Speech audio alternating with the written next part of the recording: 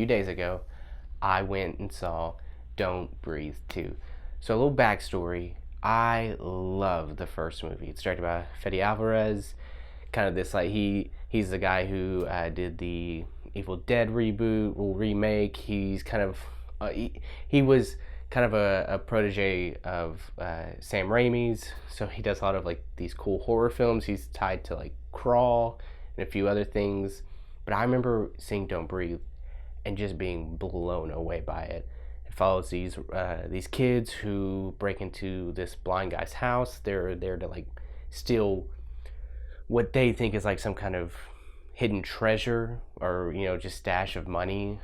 Turns out he is not a good dude, and he like just murders them. But I mean, it's just I remember feeling so tense and so on the edge of my seat. I loved it so much, and Stephen Lang was so terrifying. And I remember the twist just being like, oh man, like that is ruthless and wild. Picks up a few years later.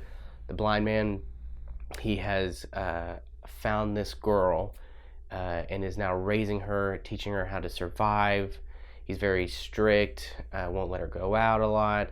He's got like a connection with one other person in the community, and she takes the little girl and kind of shows her around sometimes. But other than that, it's really like just them in the house. All of a sudden, some dudes show up, and they're after something. The blind man steps in, does his thing where he's just like murdering people and taking people down in gruesome ways.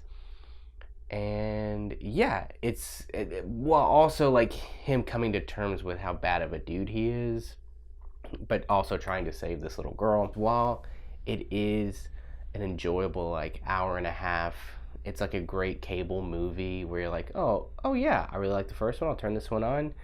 It's kind of got that, there's some cool camera work to it. There's some some suspenseful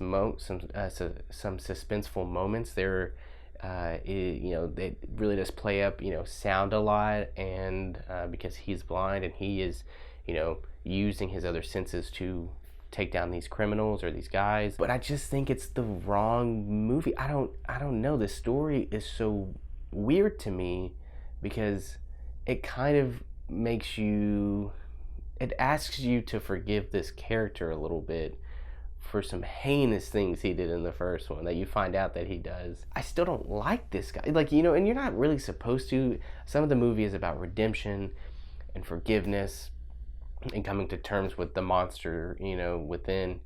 But man, this movie, it's just hard. Like, knowing what I know about this character in the first movie, it just does not feel right. It doesn't sit right. It's just hard. It's hard to get invested with this guy who the last movie we watched was just an awful human being, who did stuff that you don't come back from. I would have really enjoyed this movie had it kind of picked up where the last one left off, and you can still tell a similar story but still have a really good twist in there where it also connects to the first one a little bit more. This one, it's just like, what if this guy found a little girl and he raised her to be kind of like a survivalist, and then these dudes showed up? Like, what would happen? It's a good like thriller, but yeah, you just can't get beyond. It's just hard to get past that this guy is not someone you want to cheer on, no matter how many times he asks for forgiveness. Forgiveness is more than saying sorry. So I would give this like a 5 out of 10. Like, really, and that's how serious I am about like the crimes that this dude has committed against people and humanity. It's enjoyable. It's a great way to kill time, but also it's hard to watch a dude like that just like be your main character. So sorry.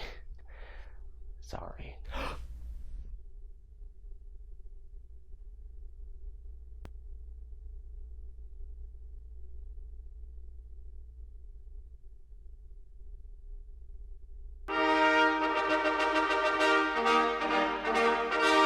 Un esercito di prodi